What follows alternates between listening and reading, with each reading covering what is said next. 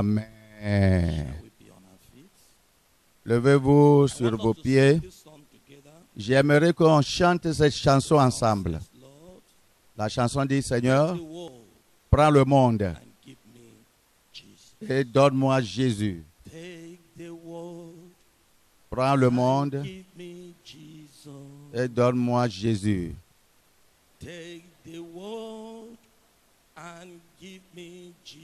Prends le monde et donne-moi Jésus. Tu dois prendre le monde et me donner Jésus. Tu dois prendre le monde et me donner Jésus. Je dis, prends le monde et donne-moi Jésus. Take the world and give me Jesus. You better take the world and give me Jesus. You better take the world and give me Jesus. Prends le monde et donne-moi Jésus. Prends le monde et donne-moi Jésus. Tu dois prendre le monde et me donner Jésus. Tu dois prendre le monde et me donner Jésus. Prends le monde et donne-moi Jésus. Take the world and give me Jesus. You better take the world and give me Jesus. You better take the world and give me Jesus. Remettez cette chanson en prière et dis au Seigneur que tout ce que tu aimeras que je me débarrasse de, je vais le faire. Seigneur, quoi qu'en soit, quoi que ce soit, ce que tu veux que je restitue, quoi qu'en soit le coût, est-ce que c'est la maison, est-ce que c'est la voiture, est-ce que c'est le mariage, quoi qu'en soit le coût, Seigneur, je vais la donner. Prends le monde et donne-moi Jésus seul. Seigneur éternel, aide-moi, que ton nom soit glorifié. Nous t'adorons. Au nom de Jésus, nous avons prié. Amen. Dieu éternel au ciel, rien devant nous ce matin, il nous est très important plus que la vie éternelle. C'est pourquoi nous disons, Seigneur, enlève cette chose précieuse du monde et donne-nous la vie éternelle.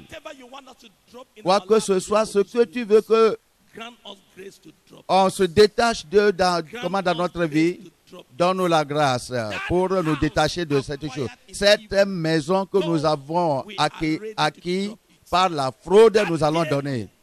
Cette voiture que nous avons mal appropriée par un chemin malhonnête, donne-nous la grâce de nous débarrasser de cela. Rien ne va contendre avec notre âme aujourd'hui. Au nom de Jésus, nous avons prié. Amen. Oui. Asseyez-vous, s'il vous plaît. Devant nous ce matin, c'est l'un des sujets clés. Un sujet très important dans la chrétienté.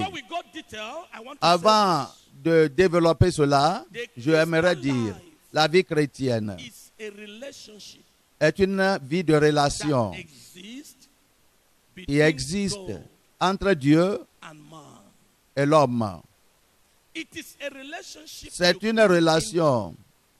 Tu rentres dans cette relation et cette relation pourrait être comparée à un jeune homme qui alors demande à ce qu'on l'admette à l'université.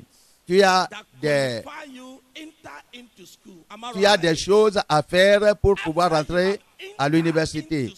après même que tu es rentré à l'université ou bien dans cette institution, il y a quelques demandes que tu auras remplies qui ne seront pas encore soulignées. C'est-à-dire, tu dois, au Nigeria, tu dois avoir 5 crédits de marque pour rentrer à l'université au Nigeria. Une fois, si tu es rentré à l'université dans cette institution,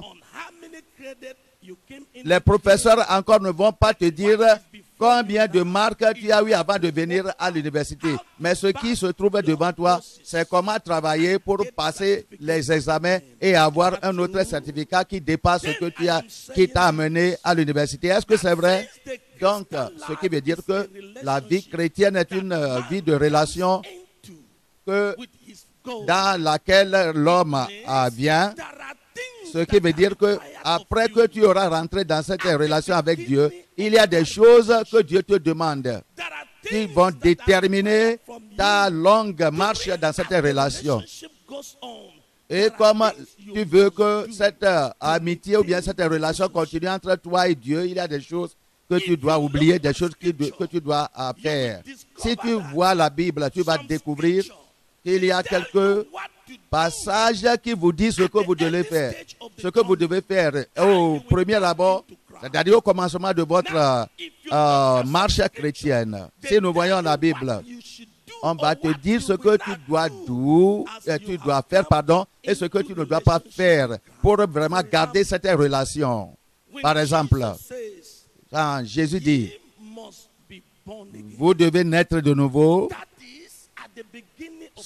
c'est au commencement de cette relation, tu dois franchir ce portail de la nouvelle naissance. Maintenant, tu es rentré en Christ. Tu es maintenant venu en Christ. Et tu es maintenant en Christ. Si tu toujours continues avec, tu dois être né de nouveau. Tu seras comme un étudiant. On me dit de donner 5 crédits. Et même, j'ai donné déjà les 5 crédits pour avoir l'admission. Mais pourquoi ils me troublent encore dans ces classes? Pourquoi ils me disent encore que je dois passer d'autres examens? Est-ce que je n'ai pas encore produit ici dans la francophonie? C'est-à-dire dans l'éducation française, on parle de bac. Est-ce que je n'ai pas donné mon papier de bac pour rentrer à l'université? Non, tu dois oublier le bac. Maintenant, tu es en université. Et tu dois désirer avoir d'autres diplômes qui plus supérieurs plus que le bac. Tu dois naître de nouveau. Je suis né de nouveau, je vais au ciel. Tu ne t'inquiètes pas. Comment tu dois travailler pour ton salut? Tout ce que tu sais, c'est que tu étais né de nouveau. Non, tu vas louper. Tu vas louper le ciel. Pierre l'apôtre a dit quelque chose. Avant qu'on ne rentre en détail, on va voir 2 Pierre chapitre 3 verset 15. Croyez que la patience de notre Seigneur est votre salut. Comme notre bien-aimé frère Paul vous l'a aussi écrit, selon la sagesse qui lui a été donnée. C'est ce qu'il fait, verset 16, dans toutes les lettres où il parle de ces choses dans lesquelles il y a des points difficiles à comprendre, dont les personnes ignorantes et mal affermies tordent le sens comme celui des autres Écritures pour leur propre vie. Apôtre Pierre a dit qu'il y a quelques révélations qu'on a données à l'apôtre Paul et sont très profondes de manière que ça va te prendre le Saint-Esprit pour comprendre. Tu dois dépendre sur le Saint-Esprit, sinon tu vas louper le sens. Tu vas louper le sens. Et puis il a dit que dans les ignorantes et mal affermis tordent le sang comme celui des autres Écritures pour leur propre ruine. Apôtre Pierre dit quelques-unes des révélations qui sont données à l'apôtre Paul sont des choses difficiles à comprendre. Et c'est l'une de ces choses est ce que je voudrais vous dire maintenant. Voyons 2 Corinthiens chapitre 5. Je dois dire ceci, sinon Tous mes luttes ce matin, Satan va utiliser cette image, cette épître de l'apôtre Paul et il va enlever tout dans ta pensée. 2 Corinthiens, chapitre 5, verset 17. Écoutez ce que la parole de Dieu dit. Si quelqu'un est en Christ, il est une nouvelle créature. Les choses anciennes sont passées. Voici, toutes choses sont devenues nouvelles.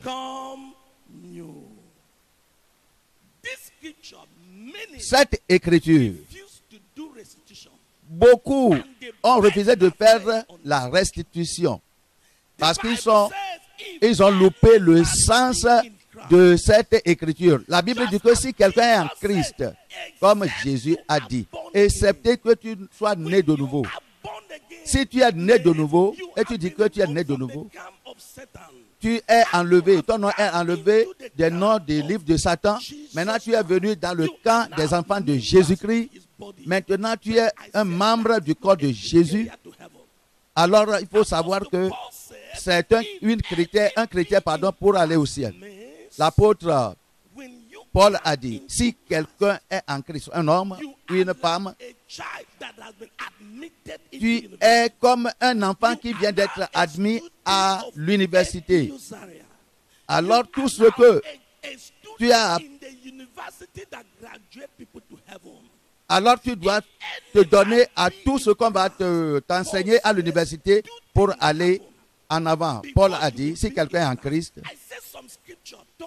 j'ai dit, il y a quelques écritures qui ont parlé de ta première relation avec Christ.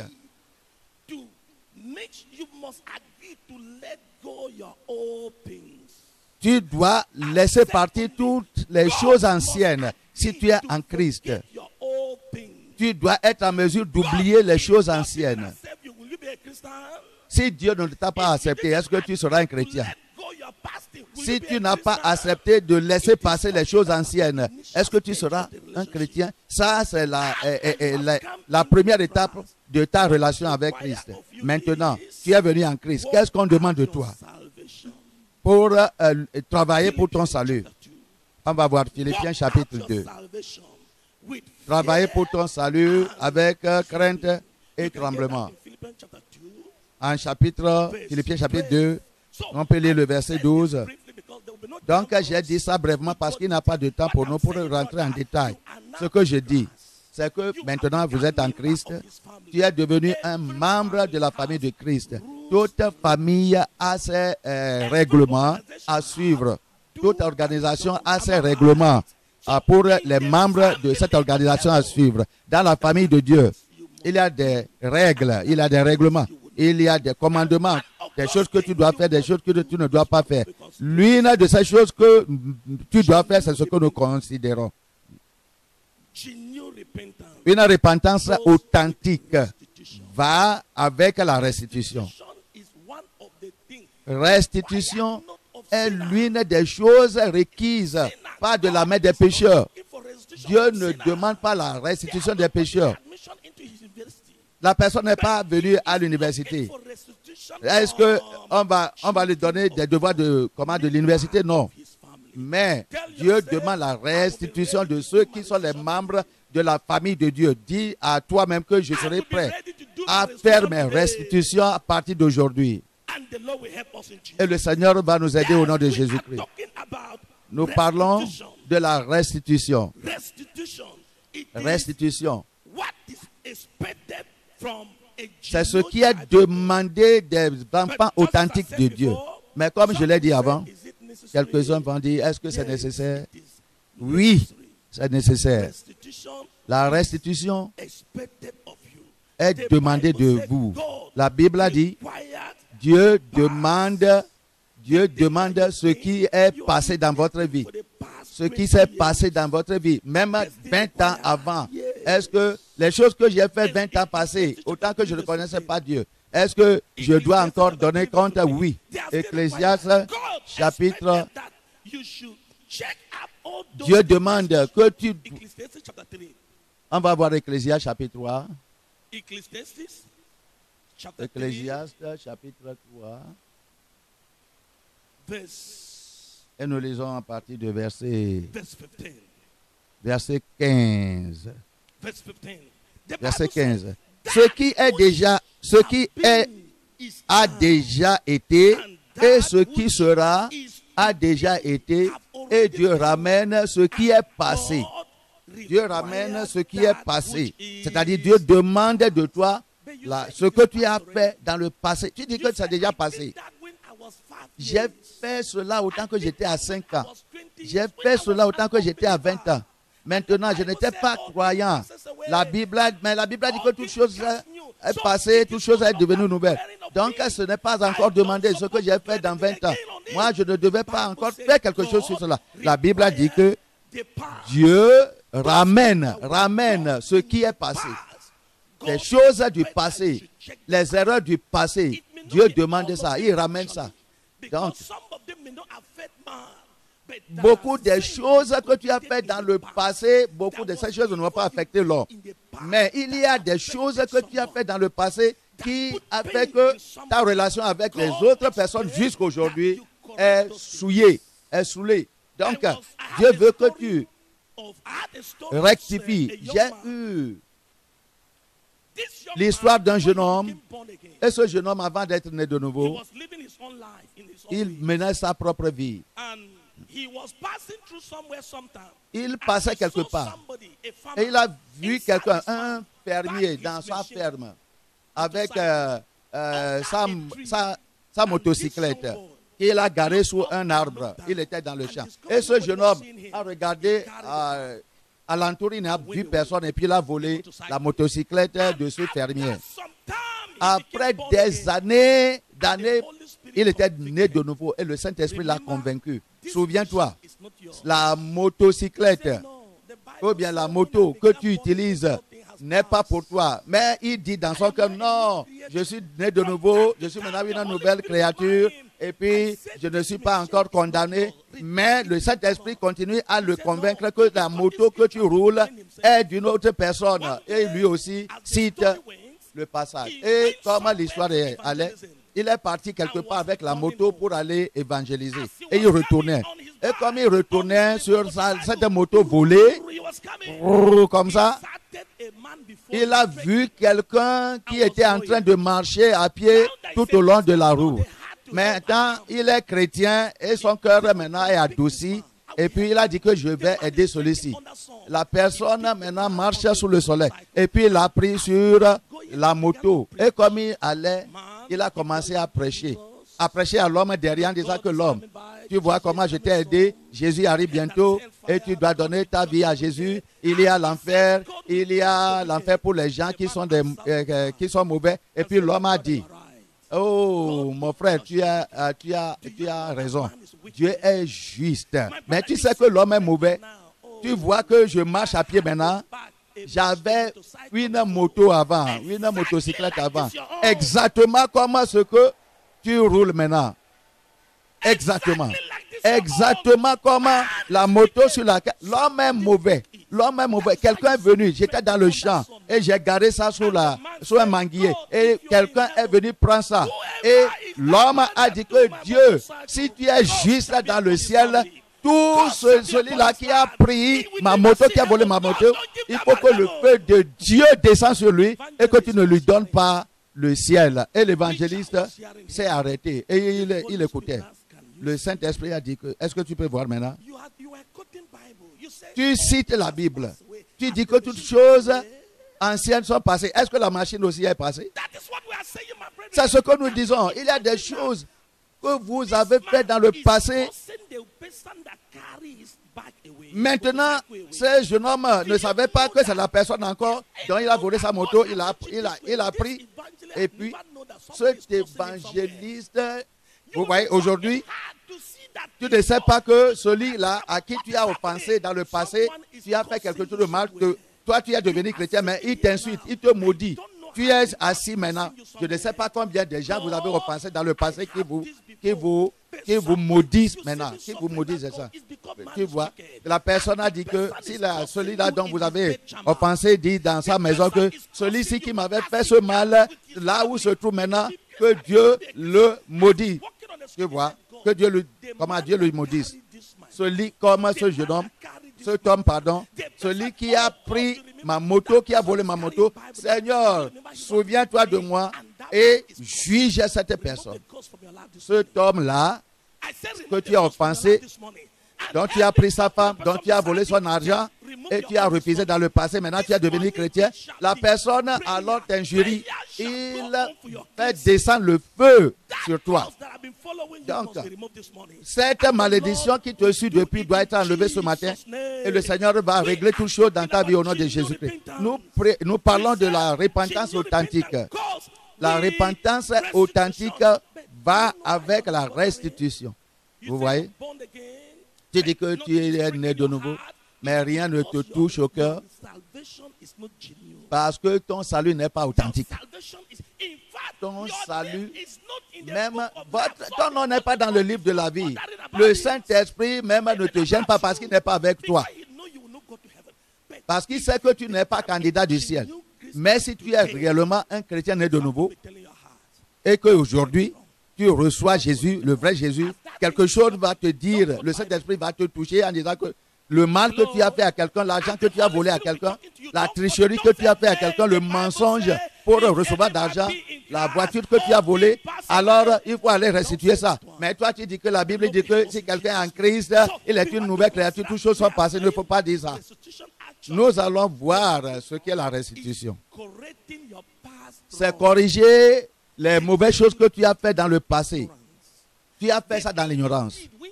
Les choses que tu as fait autant que tu étais pécheur. Tu ne connaissais pas Jésus-Christ. Et cette chose vraiment a blessé, affecté une autre personne. Dieu va t'aider à corriger ça. Dieu va t'aider à corriger ça ce matin. Nous voulons voir exemple des restitutions dans la Bible. Exemple des restitutions dans la Bible. Dans la Bible. Ézéchiel. Voyons Ézéchiel 33, verset 3. Exemple des restitutions dans la Bible. Est-ce que le mouvement mondial du réveil de la sainteté est le mouvement qui dit cela? Alors, pourquoi on nous dit de faire ceci? Pourquoi on nous dit de faire ceci? Est-ce que vraiment ce qu'on dit est biblique? Ézéchiel 33, verset 15. Je lis le verset 15. S'il rend le gage, c'est-à-dire le méchant rend le gage, s'il restitue ce qu'il a ravi, ce qu'il a volé, s'il suit les préceptes qui donnent la vie, sans commettre l'iniquité, il vivra et ne mourra pas. Vous voyez? Vous voyez? Il ne mourra pas, il vivra. Il était un homme méchant avant. Oui, une femme méchante avant, elle était. Maintenant, il est venu à Christ ou bien il est venu à Christ. Si quelqu'un est en Christ, il est venu en Christ. Maintenant, il y a des choses qu'il doit faire. L'une de ces choses qu'il doit corriger, c'est la méchanceté qu'il a fait aux gens avant. La méchanceté qu'il a faite contre les gens avant. La promesse que tu as faite aux gens. Tu as assuré à quelqu'un. Et même pour toi, tu es dans l'église. Tu t'es engagé auprès de quelqu'un à lui faire quelque chose. Et jusqu'aujourd'hui, tu n'as pas fait ça. La Bible a dit que si vous deux, vous trouvez celui qui est venu en tant que méchant, il est venu à Christ. Maintenant, s'il peut rendre le gage, c'est-à-dire la promesse qu'il a faite, et s'il restitue ce qu'il a ravi, il a volé. Tu étais un voleur avant. Et tu as volé les propriétés des gens. Regardez l'exemple de ce jeune homme qui était un voleur avant, il a ravi. Et il est venu maintenant à Christ.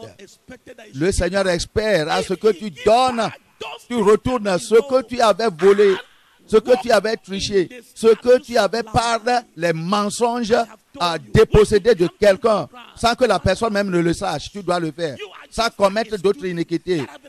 Tu es comme un étudiant qui est admis dans une école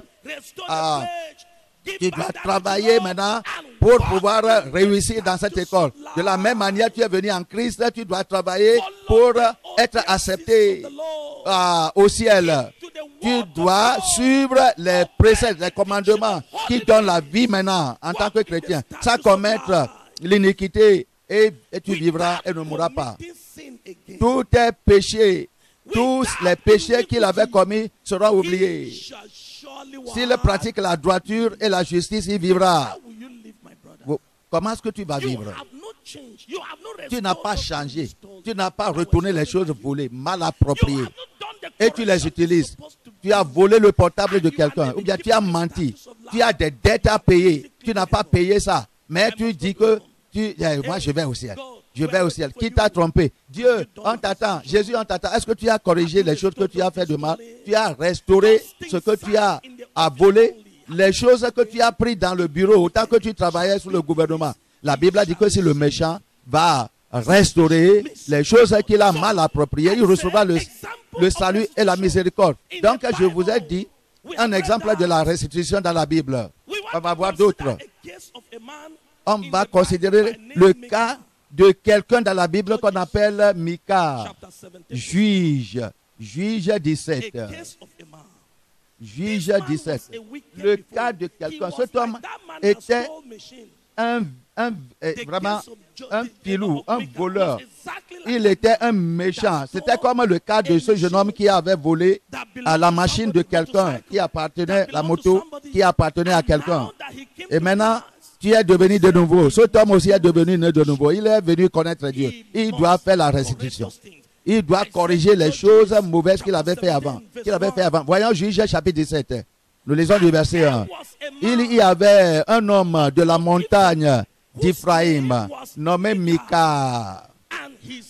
Il dit à sa mère, les 1100 cycles d'argent qu'on t'a pris, quelqu'un t'a volé, et pour lesquels tu as fait des imprécations, tu as fait des malédictions, même à mes oreilles.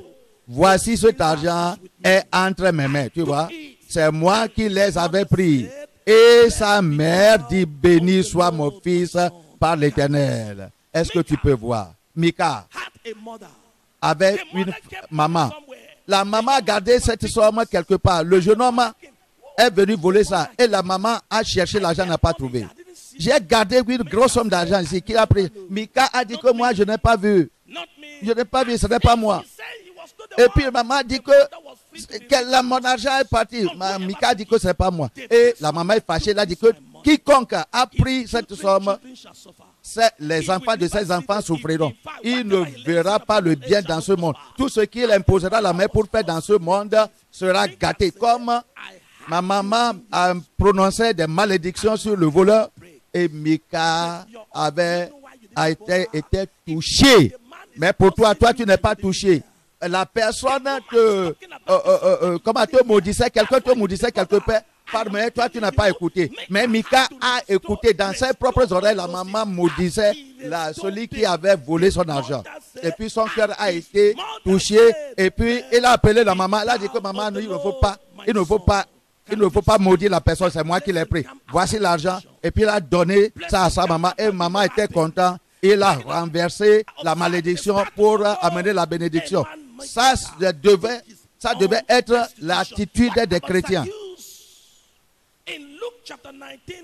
On va voir Luc 19. Quelqu'un qu'on appelle Zachée. Zachée est une autre personne. Cet homme était un homme riche selon l'Écriture. Très riche.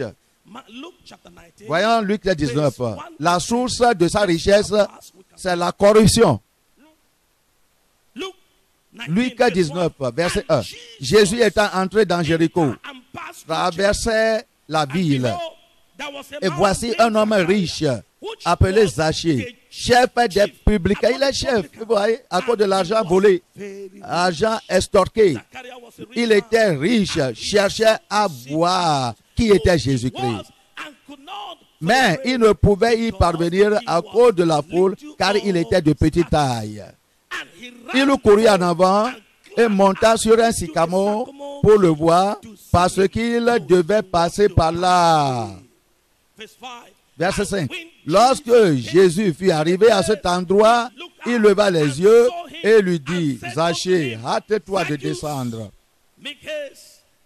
car il faut que je demeure aujourd'hui dans ta maison. Zachée se hâta de descendre et le reçut avec joie. Voyant cela, tout murmurait et disait, il est allé loger chez un homme pécheur.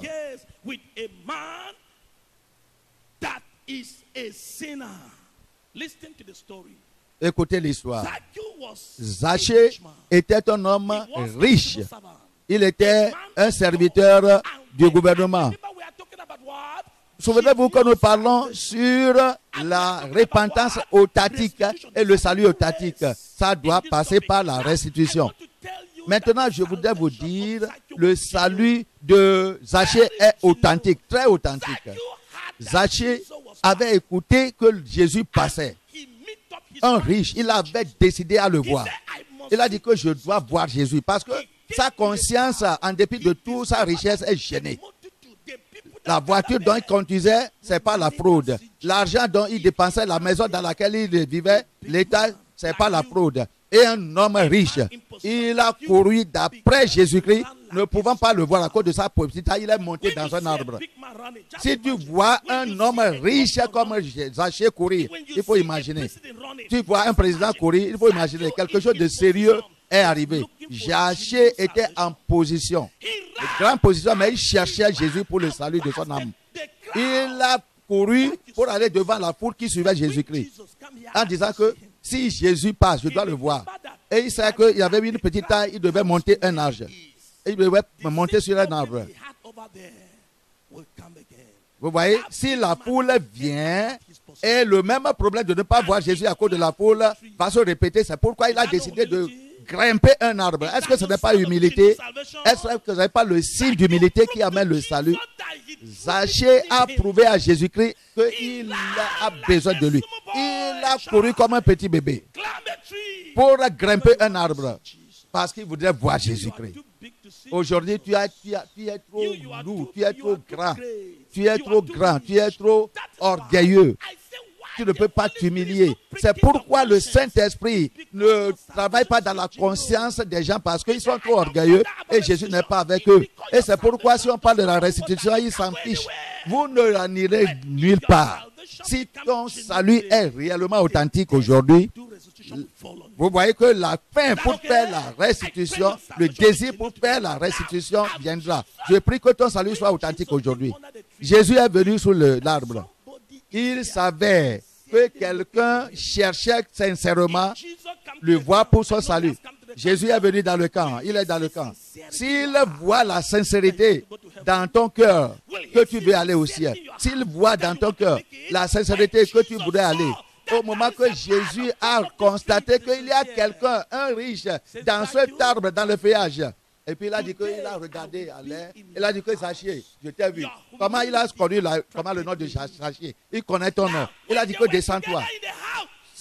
Maintenant, ils sont partis à la maison. Zachée a dit que Jésus a dit que je dois aller dans ta maison. Les gens qui désirent le salut sincère, la repentance sincère, Zachée n'a pas entendu pour un second jour. Il a dit, Seigneur, avant que tu ne parles, je suis prêt à diviser tous mes biens en deux. Je vais donner la moitié, 50% de tous mes revenus, de toutes mes propriétés. Je vais donner ça. Est-ce que je vais commencer à sortir et voir quels sont les gens que j'ai trichés? Quels sont les gens que j'ai volés, que j'ai dépossédés, comment de leurs biens illégalement? Je vais restaurer ça 4 fois. Vous voyez, parce que ton salut n'est pas authentique, alors ton cœur ne sent rien. Que Jésus amène en toi un salut authentique aujourd'hui. On va voir Philémon qui parle d'Onésime. Onésime était un jeune homme qui était esclave à Philémon, son maître. Philémon était son maître. Et puis, il a volé quelque chose de son maître. Et puis, il a fui pour aller à Rome. une plus grande cité. Vous voyez, c'était une offense. Quelque chose est arrivé entre son maître et lui-même. Il a volé. Et puis il est parti. Il est parti très éloigné à Rome. Et là-bas, Paul l'a rencontré soit dans la prison ou bien en dehors de la prison. Paul l'a prêché. Et Onésime a donné sa vie à Jésus-Christ. Et Paul a écrit une lettre à Onésime en disant que retourne à ton patron dont tu avais offensé Philémon. Va confesser ce que tu as fait de mal. D'abord, en tant qu'un esclave acheté, tu as fui. Ça, c'est une punition. C'est une offense. Et tu as volé encore quelque chose en fuyant. Et puis, Paul a écrit dans la lettre, parce qu'il connaissait Philémon, en disant que pardonne ce jeune homme. Il était un serviteur avant, un esclave avant, et il a fui avec ta propriété. Maintenant, il est converti, il est né de nouveau à cause de moi. Et toi aussi, tu es né de nouveau, il faut lui pardonner. Retourne à ton maître. Et il faut corriger les mauvaises choses que tu as faites. Je vous dis, frère, que vous devez corriger les mauvaises choses que vous avez faites. Peut-être ça fait 10 ans ou bien 15 ans maintenant. Allez les corriger. Et le Seigneur va vous aider au nom de Jésus-Christ. Et là, j'ai lu ce lieu parce que notre papa, Rika, a parlé beaucoup de fois sur Onésime et Philémon. Je vais vous montrer les domaines de restitution à faire. Les domaines de restitution. Les domaines de restitution à faire. Les choses volées. On a déjà lu ça, Ézéchiel 33, verset 15. Les choses volées doivent être retournées, petites et grandes. Si le méchant restaure, pour toi, ton problème, tu empruntes chaque fois, tu ne paies pas. J'ai entendu parler de quelqu'un, ils sont 2 membres de l'église, il a emprunté l'argent de son frère dans l'église en disant que mon frère, donne-moi cette somme et je vais te donner à tel jour. Et puis le frère a eu confiance, il l'a donné. Et après quelques moments, il ne parle même pas de l'argent, il n'amène pas l'argent, ne rembourse pas l'argent. Et puis le frère est venu, mais tu as pris une somme de moi, non, depuis, non. Et puis il a dit que, non, moi, comme le frère répond, moi, celui qui a fautif, moi, oh non, tu ne peux pas me dire comment de te payer. Moi, tu me vois, si tu me donnes l'argent, moi, je ne paie pas, à moins que le Saint-Esprit me dit de payer. La Bible a dit que le méchant emprunte et ne paie pas. Va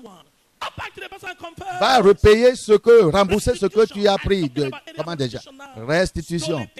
Il y a des choses volées, tu as promis les promesses que tu ne peux pas accomplir. Il faut vérifier ça. Maintenant, je parle maintenant sur le mariage, la restitution dans le mariage. L'un des parties clés de la restitution dans le mariage. La Bible nous a fait comprendre une seconde femme dans la maison d'un homme, c'est mauvais. Deuxième femme. Un homme a marié avant une femme. Et puis il a divorcé. Et maintenant, venir prendre une autre femme. Tu es prostituée dans la maison de cet homme. Je vais utiliser la parole noire. Des fois, on essaie de qualifier le péché. Un homme marié est parti à l'hôtel. Et puis il a pris une femme pour aller là-bas, pour aller dormir avec la femme à l'hôtel. Quel est le nom de cette personne? Prostituée. L'homme, un homme marié, ne voulait pas commettre de péché avec toutes les filles. Mais il va dire que à cause des péchés, à cause des maladies comme sida, je ne veux pas attraper. Donc je dois aller prendre une femme pour marier et faire deuxième femme. Qu'est-ce qu'on appelle? Ça, c'est la prostituée. C'est le même mot. Et il y a des gens qui disent qu'il ne m'a pas trouvé. Et les femmes disent qu'il ne m'a pas trouvé à l'hôtel. Il faut voir ce que la Bible dit. Marc 10. Celui qui est marié avant. Un homme qui est marié avant. Une femme qui est mariée avant. Il a divorcé. Ou bien l'homme, ou bien la femme. Pour... Verset 11. Il leur dit, celui qui répudie sa femme et qui en épouse une autre Is your wife with you? Est-ce que ta femme est avec toi? Are you with your husband? Est-ce que tu es avec ton mari, le premier homme, la première femme? La Bible dit que qui, celui qui répudie sa femme et qui en épouse une autre, commet un adultère à son égard. Committed what? Commet un adultère à son That égard. committed adultery, what do we call him? Celui qui commet l'adultère, qu'est-ce qu'on appelle adultère à son égard? Et si une femme quitte son mari et en épouse un autre, elle commet un adultère. C'est que si l'homme marié, quiconque, alors répudiera sa femme, quoi qu'en soit la raison, pour prendre une autre femme, alors mari commet d'adultère. Si une femme quitte son mari, peut-être à cause de la querelle, peut-être à cause de quoi qu'en soit le problème, et en épouse un autre, alors elle commet un adultère. Tu es deuxième femme. Il faut quitter. Tu es dans une mauvaise place. Tout ce que tu fais comme à vous coucher ensemble sur le lit et vous commettez d'adultère, alors c'est le péché. Vous qui n'avez pas marié avant, c'est la fornication. Mais l'homme qui a marié avant commet d'adultère. Il faut vérifier si pour toi c'est adultère ou bien fornication. Personne des deux n'ira au ciel. Que le Seigneur nous assiste au nom de Jésus-Christ. Dans l'amour de Dieu, un homme qui était marié avant, une femme qui était mariée avant, qui abandonne sa femme et qui s'en va marier une autre personne. Pourquoi ça? Il y a un mystère qui a eu lieu entre un homme qui marie une femme. L'homme n'a jamais marié. Il est venu ensemble avec une femme qui n'est jamais mariée avant. Et les deux sont joints ensemble. Ce mystère s'appelle ce que Dieu a joint. Qu'aucune personne ne sépare. Il faut que nous disions ensemble. Ce que Dieu a joint ensemble, aucune personne ne sépare. Si vous êtes venus ensemble, ton corps et le corps de cet homme est devenu une seule chair. Une seule chair. Donc la Bible dit, un mystère est lieu. Quand deux croyants ensemble, ou bien un croyant même, viennent ensemble pour se joindre pour être joints dans le mariage, les deux sont une seule chair et qu'aucune personne, aucun tribunal humain ne sépare. Mais toi, tu as séparé. J'aimerais que nous considérions quelques mariages dans la Bible. Quelques mariages dans la Bible. Nous allons considérer ça. Et je vais vous dire quelque chose concernant ce mariage. Deuxième Samuel. Quelques-uns disent, elle a dit que Moïse a dit que tu es libre à donner des lettres de divorce et être libéré de cette femme. Je vais vous dire quelque chose dans la Bible. Allez et vérifiez votre Bible. De Genèse à Malachie. Et dis-moi le nom d'un seul homme juste. Un seul juste homme qui a divorcé sa première femme. Et puis il est parti au ciel. Va vérifier. Si tu peux voir un homme saint, pur, qui a divorcé sa femme, quoi qu'en soit la raison. Un homme ou bien deux. On va voir le cas de David. Deuxième Samuel. Deuxième Samuel. Chapitre 3, verset 14. Le cas de David le roi. David le roi. Avec sa femme Michal. Deuxième Samuel, chapitre 3, verset 14. Je lis. Et David envoya des messagers à Ish-Bosheth, fils de Saül, pour lui dire, donne-moi ma femme Michal, que j'ai fiancée pour 100 prépuces de Philistins. Je l'ai mariée légalement et j'ai payé la dot pour 100 prépuces de Philistins. Verset 15. À Ish-Bosheth la fit prendre chez son mari Patiel, fils de Laïch. Et son mari la suivit en pleurant jusqu'à Bachuri. Alors Abner lui dit, va, retourne-t'en. Et il s'en retourna. Et s'en retournant, Listen to the story. écoutez l'histoire. David married avait marié cette femme, sa première femme, la fille du roi Saül, when he was Michal. Au still- moment, when he was not yet a king.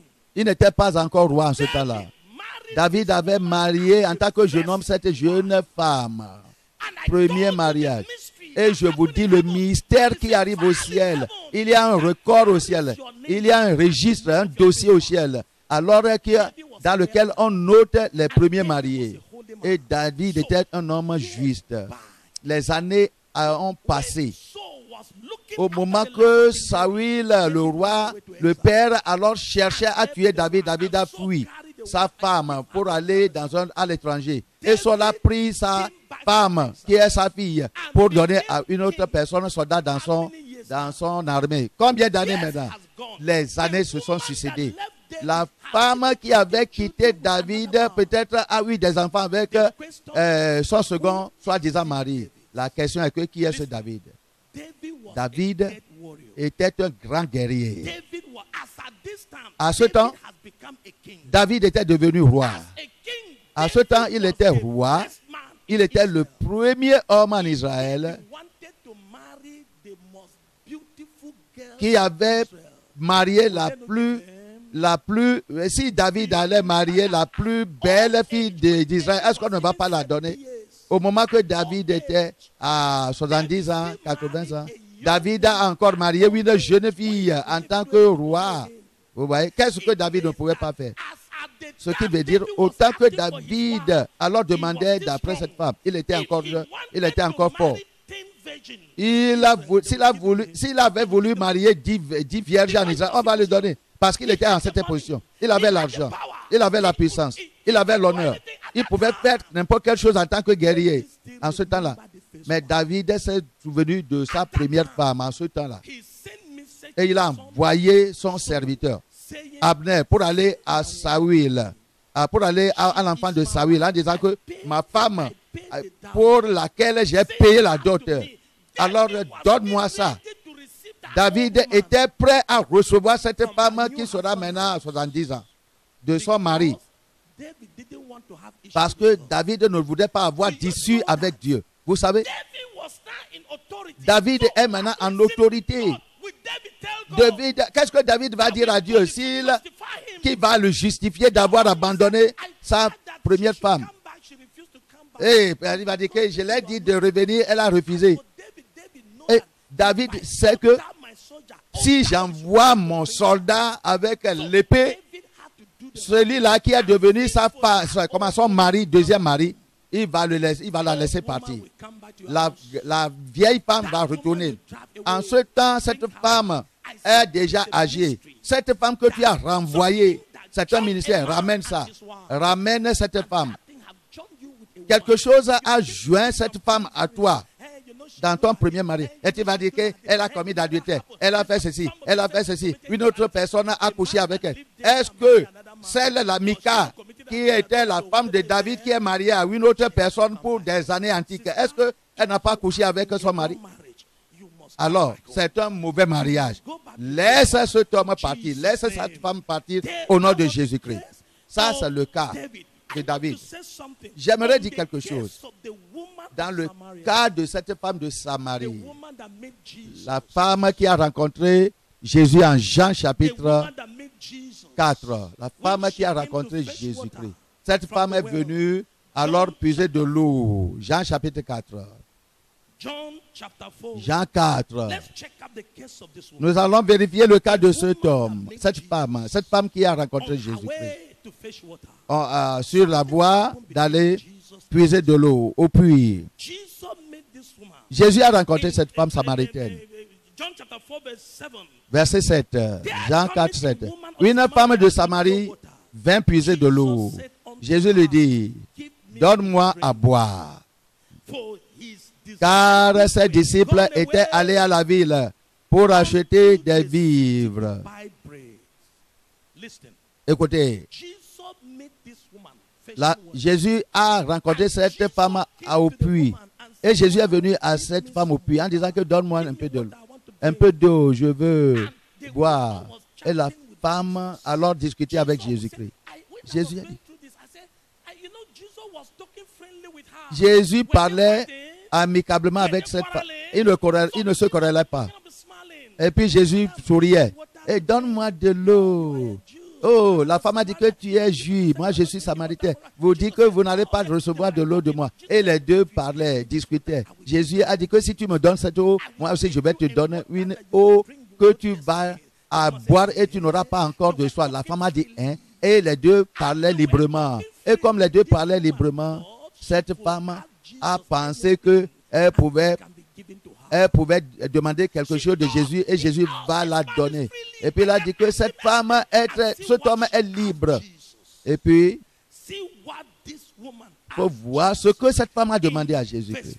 Verset 15. Allons au verset 15. La femme lui dit, Seigneur, donne-moi cette eau afin que je n'ai plus soif et que je ne vienne plus puiser ici. Jésus dit, verset 16, va, lui dit Jésus, appelle ton mari et viens ici. Avant que je ne te donne l'eau de vie, va et appelle ton mari. Verset 17, la femme répondit, je n'ai point de mari. Jésus lui dit, tu as eu raison de dire, je n'ai point de mari. Je dis que cette femme est emportée.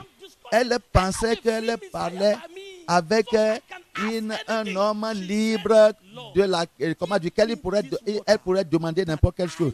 Et puis elle a dit que, mon Seigneur, donne-moi cette eau de manière que je ne sois pas encore assoiffé. Quelle sorte d'eau? Cette femme demande à Jésus-Christ. Verset 14. Mais celui qui boira de l'eau que je lui donnerai n'aura jamais soif. Et l'eau que je lui donnerai deviendra en lui une source d'eau qui jaillira jusque dans la vie éternelle.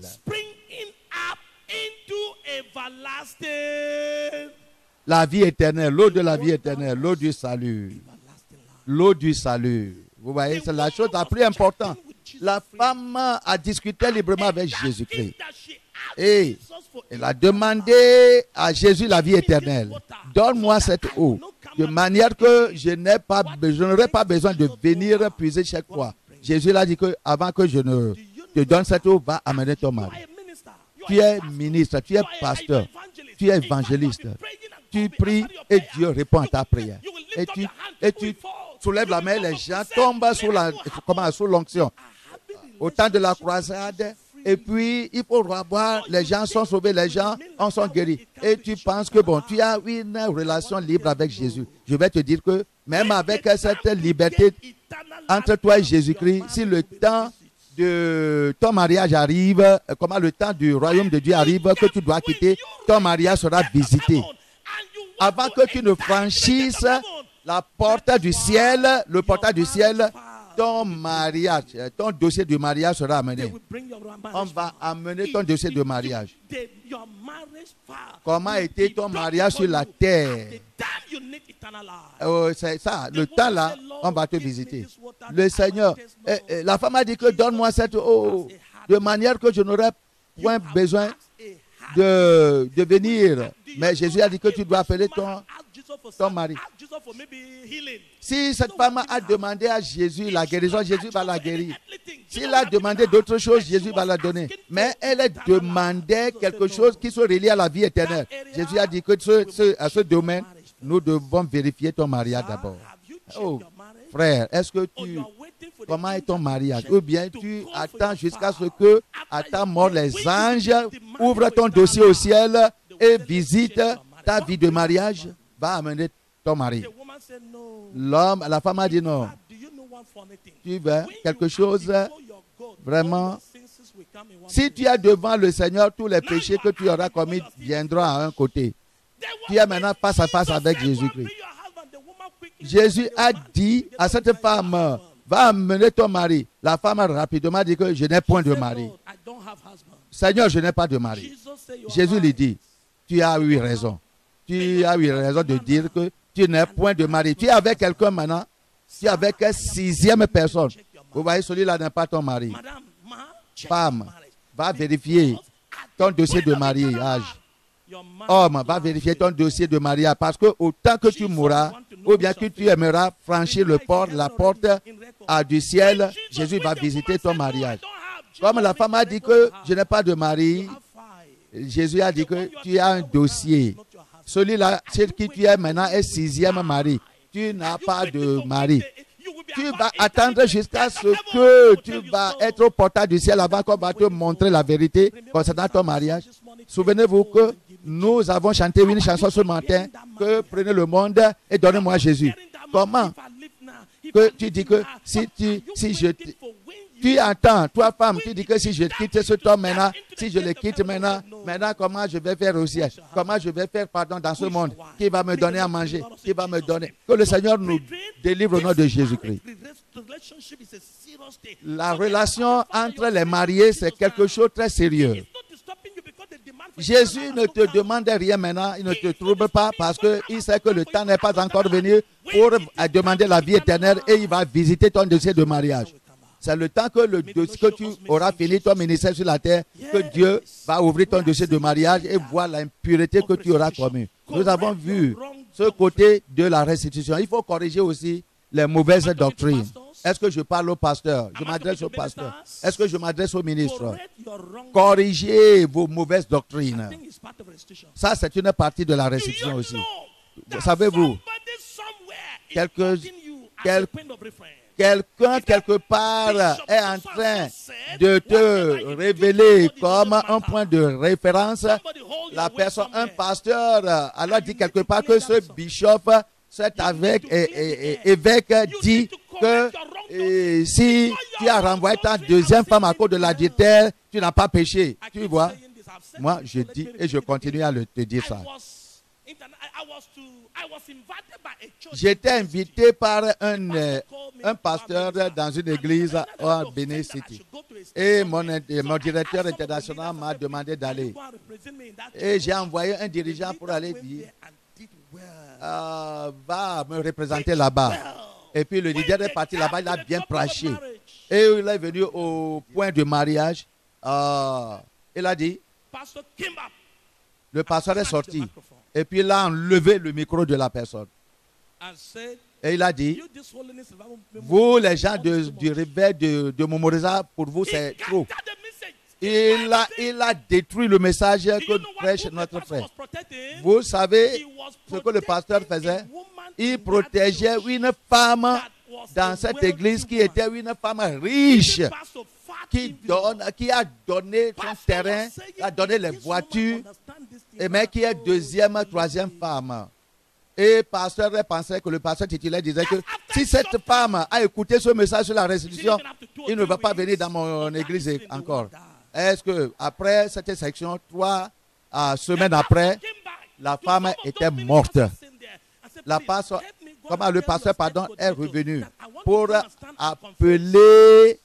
envoyer vers nous pour venir maintenant confesser. Maintenant, tu viens confesser. Tu as envoyé la femme là en enfer.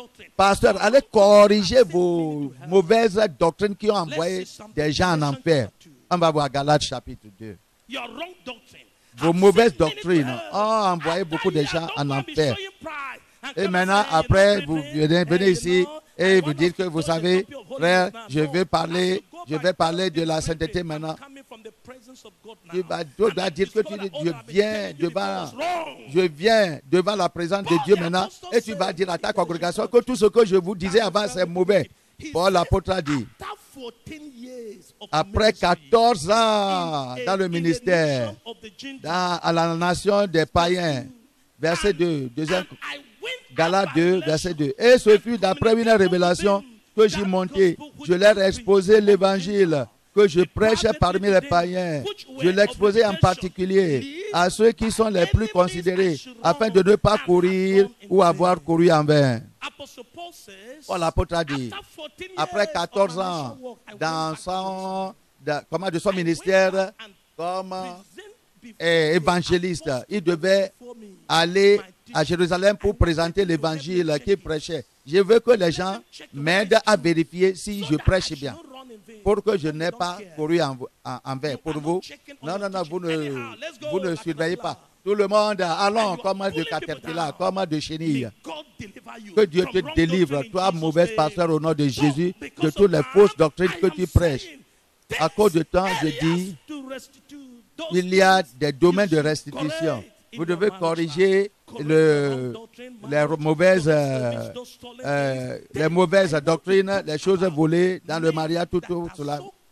Il y a des gens qui sont aussi prudents, assez prudents. S'ils offensent leur femme, la Bible dit, Romains 10, avec la bouche, la confession est faite. Pour vous, vous êtes trop sage. Vous savez bien que vous avez offensé vos femmes. Qu'est-ce que vous devez leur dire? Vous êtes très grand pour dire désolé. Que ce que vous faites, vous allez passer par Mr. Big, qui est là où on vend les poulets braisés, et vous allez acheter ça. Mais ce qui est déjà écrit là-bas, c'est que vous avez insulté vos femmes. Vous les avez maltraitées. Au lieu d'ouvrir la bouche et de dire, oh femme, ce que j'ai fait c'est mauvais, pardonne-moi. Alors ils vont passer, s'ils découvrent qu'ils ont tort à l'égard de leur famille, ils vont aller acheter de pagne, ils vont aller acheter d'autres choses pour venir donner à leur femme. En disant que voilà ce que comment j'étais acheté. Mais les choses qui ont été écrites concernant toi, ça y est toujours dans le record. Alors humiliez-vous. Je voudrais parler aussi sur la restauration des faux certificats. Des faux certificats. Restauration des faux certificats. Les choses, le certificat que tu utilises maintenant, est-ce que c'est pour toi? C'est toi qui as passé l'examen. Ton frère est mort, tu as pris son certificat parce que vous prenez le même nom. La personne est à la morgue, c'est son certificat que toi tu utilises. Est-ce que tu n'es pas menteur? Tous les menteurs auront leur part dans les temps de feu. Alors, retourne ce certificat qui n'est pas pour toi. Tu as employé quelqu'un pour aller s'asseoir pour écrire le brevet pour toi, écrire le bac pour toi, ou bien, et tu t'assois sur le mensonge. Tous tes certificats, tu n'as pas travaillé toi-même, tu n'as pas fait l'épreuve toi-même. C'est toi des gens qui ont fait pour toi. Ou bien tu as copié. Et parce que ton certificat est déjà depuis 1980, alors tu dis que c'est trop longtemps maintenant que tu ne peux pas faire, tu dois le faire. Des fois, tu es menteur parce que tu as réduit ton âge pour pouvoir être qualifié pour une position. Tu as triché dans un examen, tu dois aller corriger ça. Il y a des fois, tu dois écrire de lettres à l'examen concours si tu es au Togo ici, qui prend soin des documents de certificat. Et tu dois aller là-bas, donner le certificat en leur disant que ce n'est pas toi, ce certificat ne t'appartient pas. Tu n'as pas travaillé, tu as volé ça, tu as acheté ça. Au lieu de mentir, on va aller à Jean chapitre 20. Jean 20. J'aimerais dire ceci. Frère, écoutez-moi bien. Jean 20. Voyons le verset 21. Verset 21. Regardez ce que dit la Bible ici. Jésus leur dit de nouveau, la paix soit avec vous, comme le Père m'a envoyé. Moi aussi je vous envoie.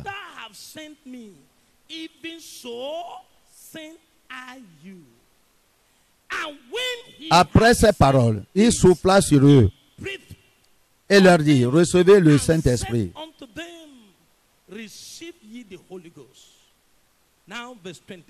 Verset 24, écoutez. Thomas, appelé Didyme,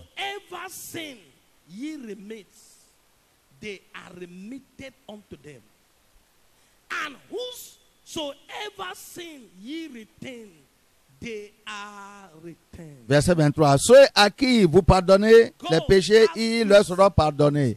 Et ceux à qui vous les retiendrez, ils leur seront retenus. Dieu a deux sortes de ministres dans l'église. Il y a d'autres ministres à l'église, d'autres ministres dans des travaux séculiers. C'est pourquoi la Bible a dit que vous devez respecter ceux qui sont à l'autorité. Ceux qui sont dans l'autorité, ils sont des ministres du gouvernement. Dieu les a mis là-bas. Ils ne sont pas des chrétiens, mais ils sont des ministres comme le président, les ministres. Les ministres qui sont dans l'église, ils sont pour Dieu dans l'église. Ceux, Dieu les a placés ici pour un but. Et Dieu a placé les autres ministres dans le monde. La Bible a dit que vous, que Dieu a mis, soit dans le monde, soit dans le service du gouvernement ou bien dans l'église. Vous êtes en position comme ministre. La Bible a dit qu'il vous a donné l'autorité de pardonner. Il a dit que ceux à qui vous pardonnez les péchés, ils leur seront pardonnés. Est-ce que c'est dans la Bible? Oui. Je dis ceci parce qu'il y a beaucoup de nos grands officiers ici dans la conférence. Quelque chose que les gens font dans les offices est vraiment contre la justice. Ce sont des ennemis de toute justice. Vous êtes ceux-là que Dieu a placés en charge dans ces bureaux. Peut-être, c'est-à-dire à l'examen concours, le bureau qui prend soin des examens. Quelqu'un est venu à vous. Il a dit que moi j'ai écrit l'examen moi-même, mais j'ai fait ceci, j'ai pris le papier de quelqu'un, j'ai fait ceci, j'ai fait ceci. Je regrette beaucoup. Mais Dieu t'a dit qu'il t'a donné l'autorité pour pardonner. Mais il y a des gens méchants. Ils vont dire qu'ils ne vont pas pardonner. Où est le certificat? Parce que tu voudrais établir ta propre justice. Je ne vais pas. Amène le certificat. Amène le certificat. Amène ça maintenant. Sinon tu vas aller à la prison. Est-ce qu'ils sont justes? Non. Ils sont des ennemis de la justice. Ils luttent contre les gens qui veulent faire du bien. Vous avez l'autorité. Peut-être vous êtes le gouverneur des États. Vous êtes des directeurs dans ces offices. Vous avez l'autorité pour pardonner quelqu'un qui vient à vous humblement pour confesser ses péchés. Et vous utilisez la méchanceté à cause de votre position pour détourner la personne. Vous serez jugé. Je dis que beaucoup de choses arrivent maintenant dans les bureaux. Je vais vous dire cette histoire. Une jeune sœur dans mon état a eu un travail avec une organisation des uniformes. Ça fait presque 3 semaines maintenant. Et même, elle est dans un département d'opération. On l'a demandé d'aller mettre de pantalon. Elle a dit non.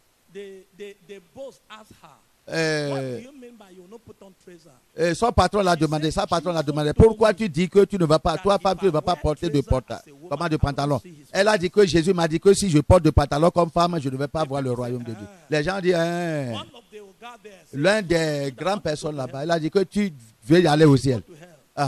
Donc c'est toi qui vas aller au ciel. Nous allons à l'enfer. Tu dois porter de pantalon. Elle est revenue le second jour.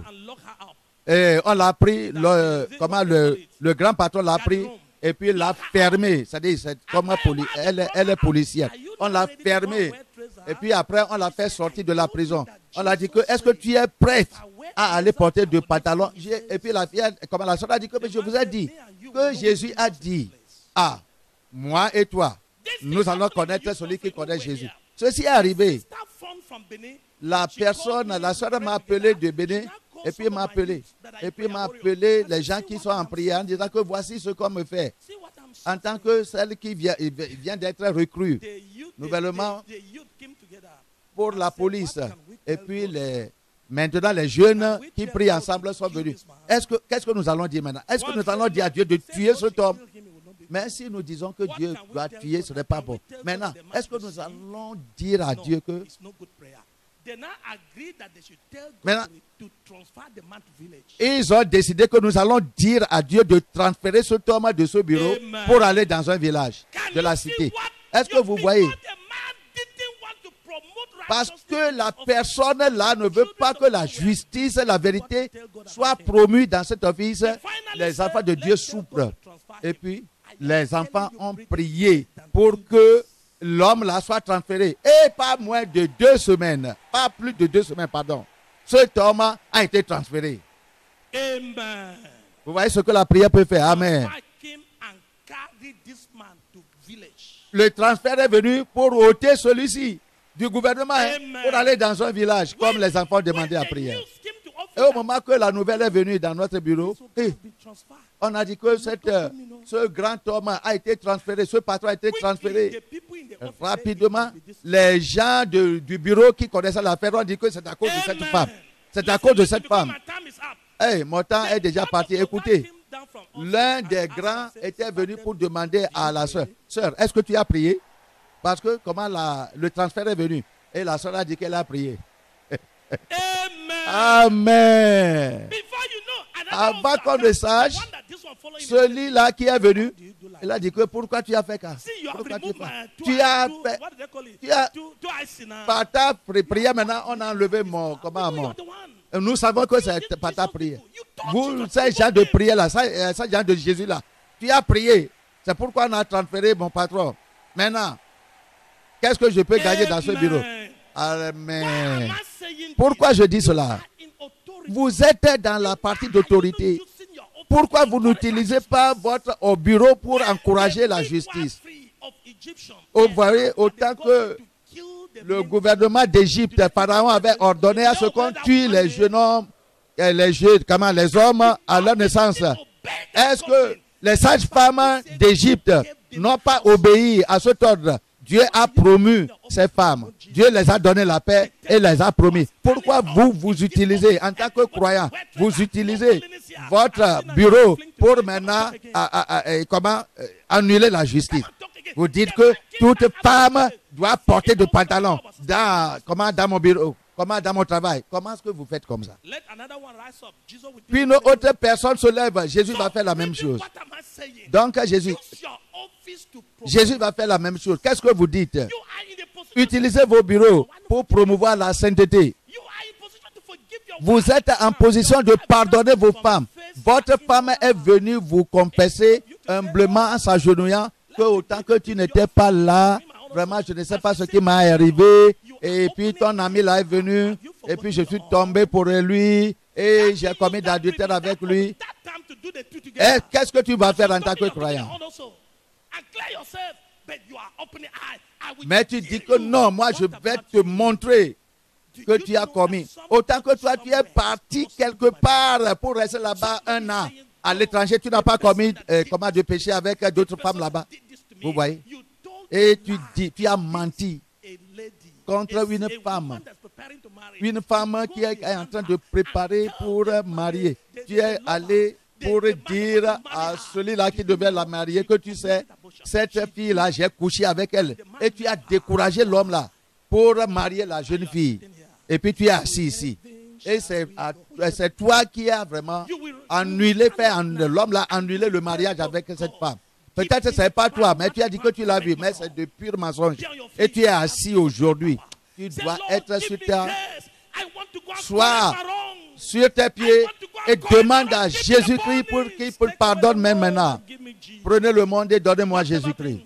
Tout ce que le monde va me donner, Seigneur, prends ça et donne-moi Jésus. Est-ce que c'est le mari ou bien c'est un homme au portail du ciel? Ton dossier de mariage sera visité. Cette femme samaritaine qui est venue pour puiser de l'eau, regardez, aujourd'hui elle demandait à Jésus l'eau de vie pour qu'elle ne soit pas assoiffée encore. Jésus a dit que tu as demandé quelque chose vraiment d'important, mais amène-moi ton mari d'abord. Ta vie de mariage sera visitée. Ton allée au ciel sera visitée. Parce que tu veux la vie éternelle. Qu'est-ce que Dieu dira de toi? Qu'est-ce que Dieu dira de toi à ce jour-là? Merci Jésus-Christ. Oui. Dis au Seigneur de t'aider. Tu as dit que c'est difficile, le Seigneur ira avec toi. Il va te donner de faveur. Il va te donner sa faveur. Le Seigneur va aller avec toi. Le plus haut Dieu va aller avec toi. Le Seigneur va te donner, va te montrer sa faveur dans ce bureau. Demeure sur place. Demeure ferme. Il ne faut pas compromettre. Ne compromets pas ta foi. Regardez, roi David, il a toute autorité, il a tout puissant pour marier une nouvelle femme. Mais il a demandé sa première femme qui était vieille déjà. Parce qu'il avait un mystère qui le relie à cette femme. un mystère qui t'amène ensemble avec ton mari. Ce que Dieu a joué ensemble, que personne ne le sépare. Dieu va te pardonner. Dieu va te pardonner. Dieu va te pardonner. Que le Seigneur te montre sa miséricorde. Au nom de Jésus, nous avons prié. Amen. Zachée a fait la restitution immédiatement à cause du fait que son salut est authentique. Comment est authentique est ton salut? Tu veux que ton salut soit authentique? Est-ce que tu peux soulever la main? Tu veux que ton salut, toi, soit authentique. Tu dis que Seigneur, je ne suis pas sûr que si tu viens maintenant, je ne suis pas sûr que je vais aller au ciel. Mais je veux que mon salut soit authentique. Est-ce que tu peux faire un pas en avant pour venir devant l'autel? Si tu veux que ton salut soit authentique, tu vois que tu vois comment Zachée, ce grand homme riche, alors a commencé à courir. Il n'a pas considéré sa position dans la société. Il a abandonné ses véhicules. Il a abandonné sa maison. Il a abandonné sa réputation. Courir comme un bébé pour grimper un arbre. À cause de quoi? À cause du salut. Toi, tu dis que tu es trop orgueilleux. Tu es trop grand pour aller au ciel. Zachée est devenu comme un simple garçon. Et il a vu que, bon, étant sous le manguier même, si la foule vient, il ne pouvait pas voir Jésus. Il est parti. Toi, tu es dans une église où on ne te dit pas la vérité. Au lieu de courir pour aller là où tu peux écouter la parole de Dieu, la vraie parole de Dieu, tu dis que moi, je suis dans cette église maintenant, ça fait 20 ans. Je suis déjà pasteur. Ma position là-bas maintenant, l'argent qu'on me paie maintenant. Mais tu sais que la vérité n'est pas là-bas. Pourquoi tu ne peux pas courir? Pourquoi tu ne peux pas fuir? Zachée savait qu'avec tous ses bénéfices, toute cette richesse, il ne pouvait pas aller au ciel. Vous voyez? Cours et viens à Jésus-Christ. Je veux ce qui doit satisfaire mon âme. Oui, je vais ce plein salut qui va me révéler le ciel. Le plein salut. Dis au Seigneur, Seigneur va te donner le plein salut. Le Seigneur va te donner le plein salut ce matin. Tu veux ce salut? Sors, sors, sors. Cours comme Zachée. Ne reste pas sur place. Viens devant. Viens devant. Seigneur éternel, aie pitié sur ton peuple. Au nom de Jésus, nous avons prié.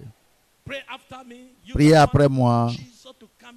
Vous qui voulez que Jésus vienne dans votre vie, dis Seigneur Jésus, aie pitié de moi. Je suis pécheur. Seigneur Jésus, personne ne peut me sauver excepté toi. Seigneur Jésus, je cours vers toi. Donne-moi le salut du péché. Je t'invoque, pardon. Viens dans ma vie.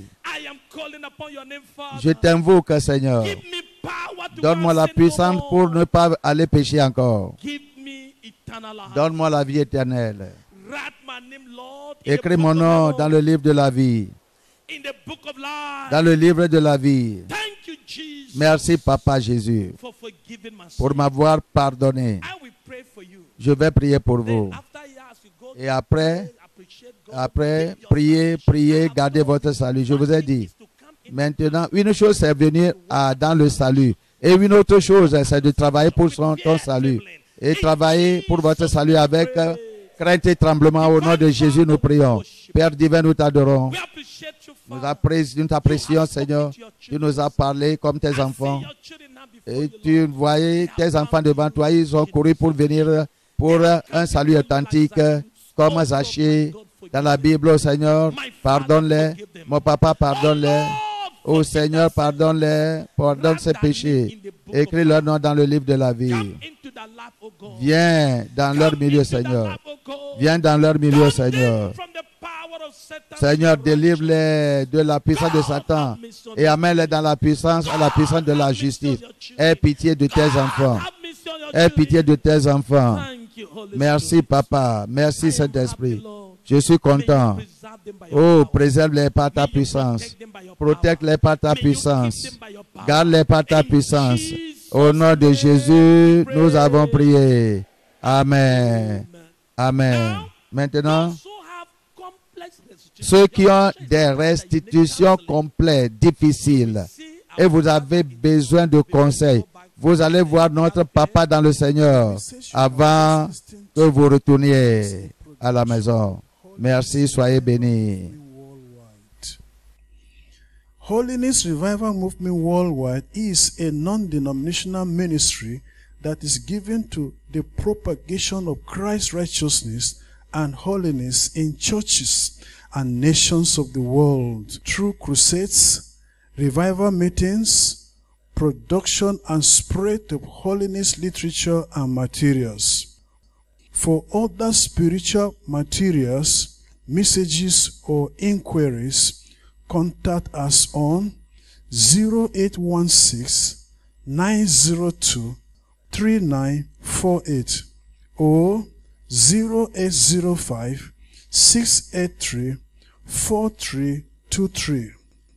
You can also reach us through our email address, holinessrevivalmovement@gmail.com. God bless you. For God so loved the world, that he gave his only begotten Son, that whosoever believes in him should not perish, but have everlasting life.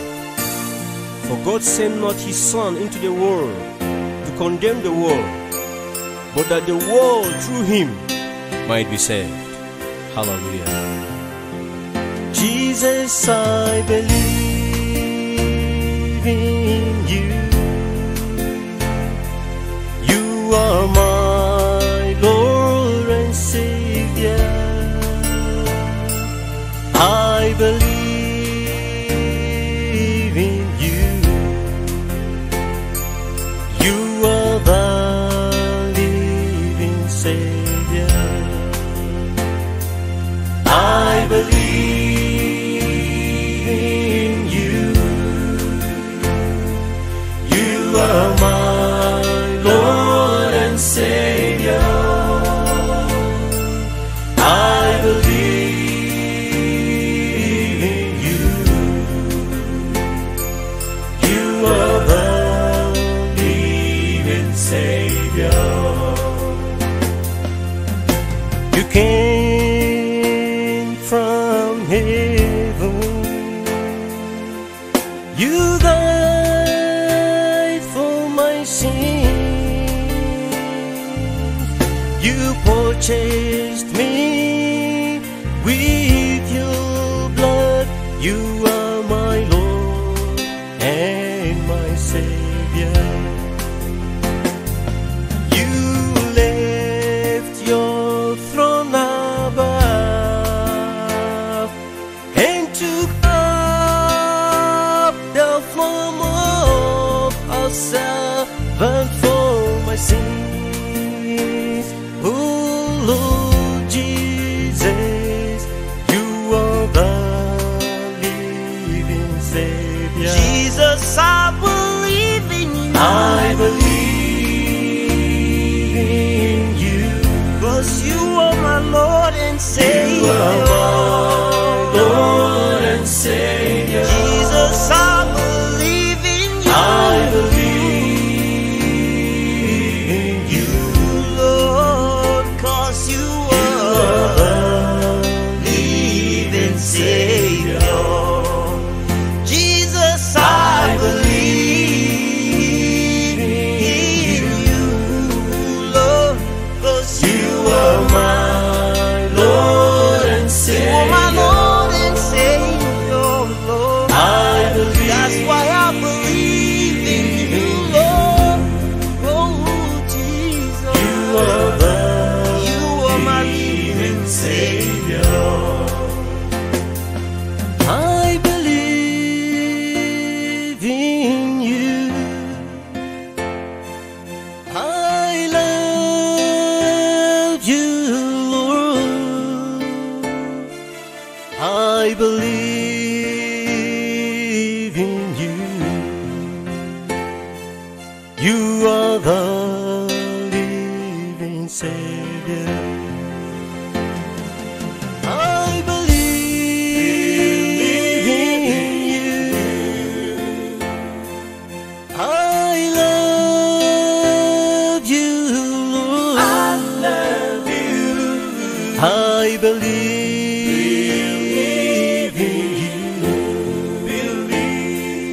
You are the living Savior. Jesus, I believe.